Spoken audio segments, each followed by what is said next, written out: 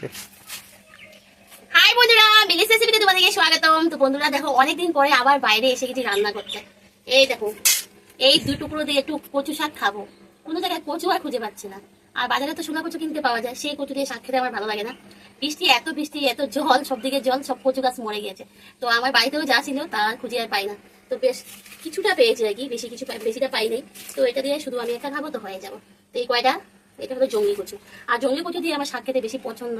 তার জন্য এই দুটুকরা মানে রেখে দিয়েছি। আজকে কয়েকদিন হয়ে গেল ফ্রিজের মধ্যে, কচু আর খুঁজে পাচ্ছি না। তো আজকে যাই হোক, খুঁজে কাছে কয়েকটা কচু বের করেছি, জঙ্গল হয়ে গেছে পুরো বাড়িতে। তো এই কয়েকটা কচু বের করেছি। তো এই কচু দিয়ে কচু শাক খাবো, ইলিশ মাছের মাথা দিয়ে আমি।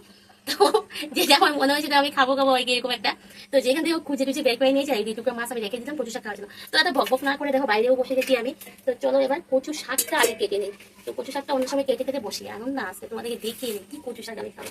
তো এই কচুটা কিন্তু খেলে খুবই ভালো, কিন্তু এটাতে শরীরের রক্ত খুব উপকার। তো চলো বাইরে বসে গেছি। তো সবার প্রথমে কচুগুলো আমি ছুলিয়ে নিই।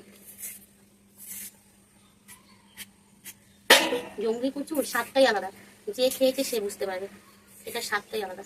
হ্যাঁ, শোলা কচুও ভালো লাগে, কিন্তু শোলা কচুর শাকটা পাঞ্চা পাঞ্চা, মানে আলাদা একটা ভাব। আরো তো বর্ষার দিন এখন, সেটা তো আলাদা। আর এই কচুর শাক একবার খেয়ে দেখো, যারা খাওনি একবার খেয়ে দেখো।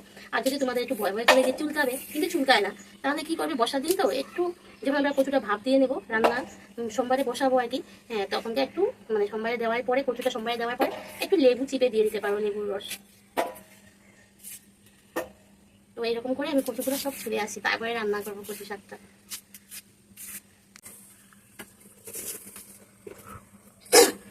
তো ওরা কড়াই বসিয়ে দিয়েছি। আর সবাই প্রথমে আমি কি করবো, কত শুকনো লঙ্কা আর হলো আস্ত জিরা, সেটা ভেজে নেব, কারণ এটা আমার কচু শাকে দিব। ধোয়া লেগে গেছে, এটা আবার একটু ভেজে দেবো, কারণ এটাই আমি কচু শাকে ব্যবহার করবো।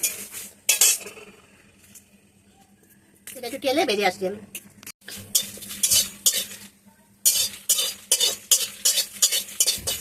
জিরাটা নামিয়ে নিচ্ছি, কারণ চুলার আগুন বেশি পুড়ে যাবে পরে দিকে। এবার কচুটা আমি ভাপ দিয়ে দেবো।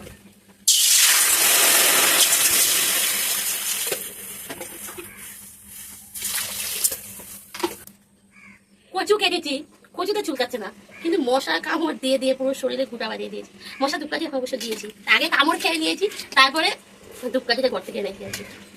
তো কচুটা আমি কলের থেকে ধুয়ে নিয়ে এসেছি, আবার একটু ভালো করে ধুয়ে নিচ্ছি। তো কচুর থেকে দেখো কিরকম জল বেরোচ্ছে। তো আমাদের কলের জলে আয়রন আছে, আর কচু তো এমনি জলের মধ্যে, কলের জলের মধ্যে ডুবালে পরে এরকম একটু কালো কালো বের হয়, যেহেতু আরো আয়রন আছে। কচুটা ভাপ দিয়ে দেবো।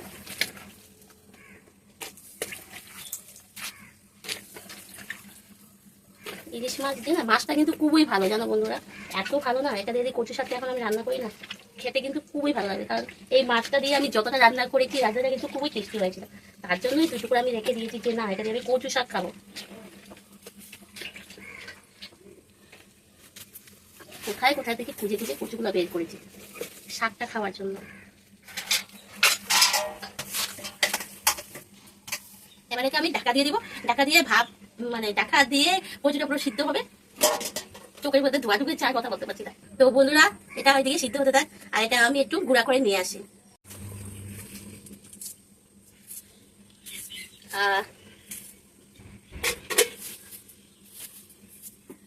কচু কেটেছি, দেখো কচুতে কালো কালো হয়ে গেছে হাতগুলো।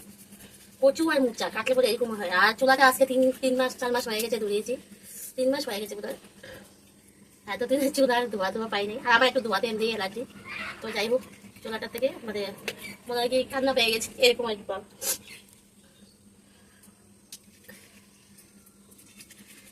তারপরে লেবু লাগিয়ে একটু কলপাতে এরকম এরকম ঘষলে পরে তোমার এই কালো দাগগুলো জায়গা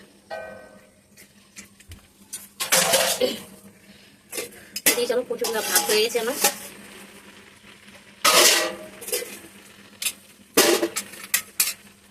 নামিয়ে নেই। আর ওদিকে দেখো গুঁড়া করে নিয়েছি, শুকনো লঙ্কা আর জিরা। শুকনো লঙ্কা আর জিরা ভাজা দিয়ে কচু শাক বানালে কিন্তু খুব সুন্দর ফ্লেভার হয়।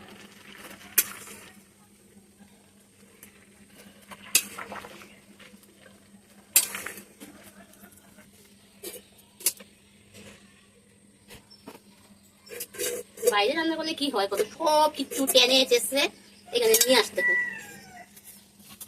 এটাই হলো বাইরে রান্না।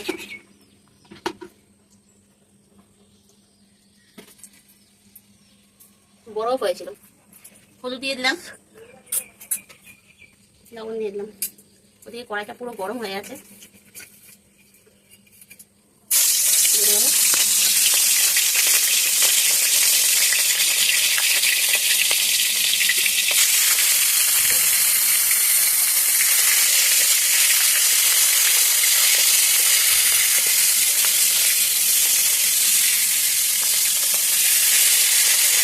মাছটা রেডি নেই, লাল লাল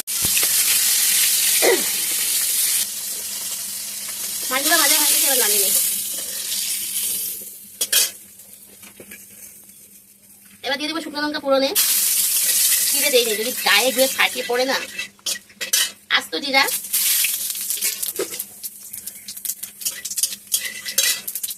এবার এই কচুগুলো দিয়ে দেবো।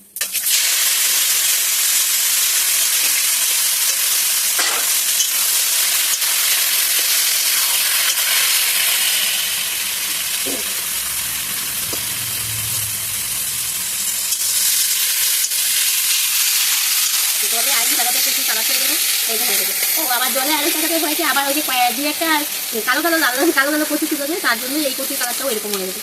ওটা পুরো কালো হয়ে যায়, একদম যেরকম কালো বটবটি আছে না রান্না করলে যেরকম হয়, তো সেটাও এরকম হয়ে যায়। এবার দিয়ে দেবো পরিমাণ মতো লবণ, আর দিয়ে দেবো পরিমাণ মতো হলুদ।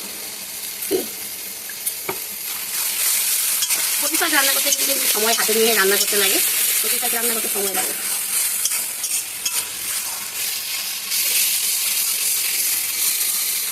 ঘেমে চুলে একাকার হয়ে যাচ্ছে আমি।